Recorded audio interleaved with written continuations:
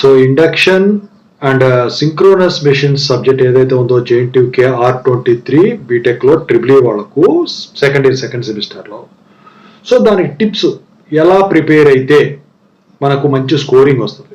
So నేను ఇప్పుడు చెప్పే విధంగా కనుక ఈ సబ్జెక్ట్ కనుక ప్రిపేర్ అయినట్టయితే మీకు ఖచ్చితంగా అయితే మంచి స్కోర్ వస్తుందండి. Cent out of cent marks రావడానికి కూడా మ్యాక్సిమం ఛాన్సెస్ ఉన్నాయి. సో ఇందులో మీకు 5 యూనిట్స్ ఉన్నాయండి. ఒక ఆర్డర్ చెప్తాను, ముందు ఈజీ యూనిట్ ఏది. సో ఫస్ట్ థర్డ్ యూనిట్ చదువుకోండి, single phase Motors, induction Motors అనుకోండి. దాని తర్వాత 1, 2, 4, 5 ఆర్డర్ చెప్తాను. 3 తర్వాత ఫస్ట్ యూనిట్కి రండి, ఆ తర్వాత సెకండ్ యూనిట్కి వెళ్ళండి, ఆ తర్వాత 4th యూనిట్, ఆ తర్వాత 5th unit. So third unit single phase motors కాబట్టి first unit 3 phase induction motor, second unit performance of 3 phase induction motor, 4th unit వచ్చేసరికి సింక్రోనస్ జనరేటర్, 5th యూనిట్ వచ్చేసరికి సింక్రోనస్ మోటార్. అయితే ఇందుట్లో నేను ఎందుకు అలా చెప్పానంటే ఇక్కడ వచ్చేసరికి మీకు ఈ సింగిల్ ఫేజ్ 3 ఫేజ్ రెండింటి మీద ఇచ్చారు. సింగిల్ ఫేజ్ లో వచ్చేసరికి third unit single phase motor, 3 phase వచ్చేసరికి ఫస్ట్ యూనిట్ సెకండ్ యూనిట్ కలిపి ఇండక్షన్ మోటార్ సంబంధించిన 3 ఫేజ్ది. ఒక దాంట్లోనేమో ఆపరేషన్ గురించి, వాటి డెరివేషన్స్, ప్రాబ్లమ్ సాల్వింగ్ గురించి, రెండో దాంట్లోనేమో వాటి మీద కండక్ట్ చేసే టెస్టుల గురించి, వాటి బిహేవియర్ గురించి ఇచ్చాడు. ఇది 3 ఫేజ్. ఇంకో 3 ఫేజ్ మిగతా రెండు ఏంటి, 4th unit 5th unit. 4th unit వచ్చేసరికి సింక్రోనస్ జనరేటర్, వాటి కన్స్ట్రక్షన్, వాటి characteristics. 5th unit synchronous Motors, వాటి కన్స్ట్రక్షన్, వాటి క్యారెక్టరిస్టిక్స్. సో ఇది ఆర్డర్. ఇక అయితే ఎలా ప్రిపేర్ అవ్వాలి. సో ఫస్ట్ మీరు గమనించాల్సిందే డయాగ్రామ్స్. సో డయాగ్రామ్స్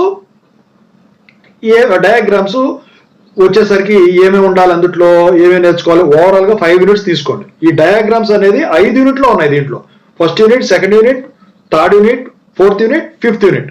సో ఇందులో క్యారెక్టరిస్టిక్స్ పరంగా తీసుకున్నా, కన్స్ట్రక్షన్ పరంగా తీసుకున్నా, ఫేజర్ డయాగ్రామ్స్ పరంగా తీసుకున్నా అన్ని డయాగ్రామ్స్ కిందే వస్తాయి. సో అదే ఫస్ట్ యూనిట్ లో మీరు చూసుకున్నట్టయితే సో కన్స్ట్రక్షన్ ఉంది, ఓకేనా, ఫేజర్ డయాగ్రామ్స్ ఉన్నాయి, ఈక్వలెంట్ సర్క్యూట్, అది తర్వాత చెప్తాను. సో ఫస్ట్ యూనిట్ దాంట్లో కన్స్ట్రక్షన్ ఉంది, దాని డయాగ్రామ్స్, సో ఫేజర్ డయాగ్రామ్స్, వాటి డయాగ్రామ్స్. ఇక సెకండ్ యూనిట్ లో వచ్చేసరికి క్యారెక్టర్స్ ఉన్నాయి, క్యారెక్టరిస్టిక్స్ ఉన్నాయి, వాటి డయాగ్రామ్స్, అలాగే టెస్ట్స్ ఉన్నాయి, no load, break test, block load, వాటి డయాగ్రామ్స్, ఓకేనా, సర్కిల్ డయాగ్రామ్స్, ఇవన్నీ కూడా డయాగ్రామ్స్ కిందే వస్తాయి. ఇక థర్డ్ యూనిట్ లో చూసుకుంటే కన్స్ట్రక్షన్ మీద ఉన్న డయాగ్రామ్స్, ఈక్వలెంట్ సర్క్యూట్ మీద ఉన్న డయాగ్రామ్స్, అలాగే ఇక మిగతా వాటికి కూడా డయాగ్రామ్స్. ఇక 4th యూనిట్ పరంగా చూసుకుంటే సింక్రోనస్ జనరేటర్స్ లో కన్స్ట్రక్షన్ డయాగ్రామ్స్, ఆ తర్వాత ఫేజర్ డయాగ్రామ్స్ ఉంటాయి కదా, different methods, EMF method, MMF method, వాటి డయాగ్రామ్స్, ప్యారలల్ ఆపరేషన్ టెస్ట్ ఉంటుంది కదా దాని డయాగ్రాము. ఇక 5th యూనిట్ లో చూసుకుంటే సింక్రోనస్ మోటార్ లో కన్స్ట్రక్షన్ డయాగ్రాము, ఆ తర్వాత అందుట్లో వచ్చే కొన్ని ఉంటాయి, సింక్రోనస్ కండక్టర్ అని, అవి వాటి డయాగ్రాము, లేకపోతే హంటింగ్ వాటి డయాగ్రాము, ఇక స్టార్టింగ్ మెథడ్స్ లో ఉన్న డయాగ్రామ్స్. ఈ డయాగ్రామ్స్ అన్ని కూడా ముందు రెడీ చేసి పెట్టుకోండి. ఇక తర్వాత వచ్చేసరికి సెకండ్ది equivalent circuits. So equivalent circuits వచ్చేసరికి యూనిట్ 2 లో ఉన్నాయి, యూనిట్ 3 లో ఉన్నాయి. యూనిట్ 2 లో performance of 3 phase induction motor లో ఈక్వలెంట్ సర్క్యూట్ డయాగ్రామ్ నేర్చుకొని వాటి పార్ట్స్ ఇండికేట్ చేయండి. ఆర్ఎఫ్, ఆర్ఎం ఇలా ఉంటాయి కదా, రెసిస్టెన్స్ అయినా, ఎక్స్ఎం, రియాక్టెన్స్ అయినా, ఎక్స్ఎం, ఎక్స్ఎఫ్ ఇలాంటి. సో అవి కూడా గీసి ప్రాక్టీస్ చేసుకోండి. థర్డ్ యూనిట్ లో వచ్చేసరికి ఈక్వలెంట్ సర్క్యూట్ ఉంది సింగిల్ ఫేజ్ మోటార్ మీద, సో దానికి కూడా సేమ్ డయాగ్రామ్ నేర్చుకోండి. సెకండ్ ఈక్వలెంట్ సర్క్యూట్ అయిపోయింది కదా, నెక్స్ట్ థర్డ్ వచ్చేసరికి principle of operation. So principle of operation వచ్చేసరికి ఫస్ట్ యూనిట్ లో 3 phase induction motor principle of operation నేర్చుకోండి. ఇక తర్వాత సెకండ్ యూనిట్ లో ప్రిన్సిపల్ ఆఫ్ ఆపరేషన్ లేదు. థర్డ్ యూనిట్ లో సింగిల్ ఫేజ్ మోటార్స్, సో దాని ప్రిన్సిపల్ ఆఫ్ ఆపరేషన్ నేర్చుకోండి. ఆ తర్వాత 4th యూనిట్ లో సింక్రోనస్ జనరేటర్, దాని ప్రిన్సిపల్ ఆఫ్ ఆపరేషన్ నేర్చుకోండి. 5th యూనిట్ లో సింక్రోనస్ మోటార్, దాని ప్రిన్సిపల్ ఆఫ్ ఆపరేషన్ నేర్చుకోండి. వీటన్నిటిలో కూడా ఫస్ట్ యూనిట్ లో ఉన్న 3 phase induction motor principle of operation ఉంటుంది కదా, రొటేటింగ్ మ్యాగ్నెటిక్ ఫీల్డ్, అది వెరీ వెరీ ఇంపార్టెంట్. సో ఇది అయిపోయింది కదా. నెక్స్ట్ ఫార్ములాస్ కొద్దాం. ఫార్ములాస్ ఎందుకు, ప్రాబ్లమ్ సాల్వింగ్ కి. సో ఫార్ములాస్ వచ్చేసరికి ఫస్ట్ యూనిట్ లో rotor power input, rotor copper loss, mechanical power developed, ఇవన్నీ ఉన్నాయి కదా. లేకపోతే స్టాండ్ స్టిల్ కండిషన్ దగ్గర, రన్నింగ్ కండిషన్ దగ్గర ఉన్న power factor, rotor current, rotor frequency, rotor EMF, వీటన్నిటికీ ఫార్ములాస్ ఒక పేపర్ మీద వేసుకోండి. ఫస్ట్ యూనిట్ లో ఫార్ములాస్ ప్రాబ్లమ్స్కి ఇదనమాట. ఇక తర్వాత సెకండ్ యూనిట్కి వెళ్ళినట్టయితే ఫార్ములాస్ ఎక్కడ వస్తాయి మీకు? Brake test, blocked rotor test, no load test దగ్గర ఫార్ములాస్ వస్తాయి. ఆ తర్వాత torque calculations, starting current calculations ఇవి ఉన్నాయి కదా, వాటి దగ్గర ఫార్ములాస్ వస్తాయి. సో అది కంపల్సరిగా నేర్చుకోండి. స్లిప్ అంటే ఏంటి ఇదంతా కూడా నేర్చుకోండి. ఆ తర్వాత అవి మొత్తం రాసుకోండి. ఇక తర్వాత ఫోర్త్ యూనిట్, థర్డ్ యూనిట్లో ఏం ఫార్ములాస్ లేవు. ప్రాబ్లం ఇచ్చిందే ఎప్పుడో ఇస్తారు తప్ప అన్ని కేసులు ఎప్పుడు ఇదే అక్కడ రిపీట్ అవుతుంది కాబట్టి single case. So fourth unit లో కూడా pitch factor, distribution factor, EMF equation, వీటి ఫార్ములాస్, ఎంఎఫ్ఎం మెథడ్ ఎలా, పోర్టియర్ ట్రయాంగిల్ అంటే గ్రాఫ్ నుంచి గీసాయి అనుకోండి, అది వేరే విషయం.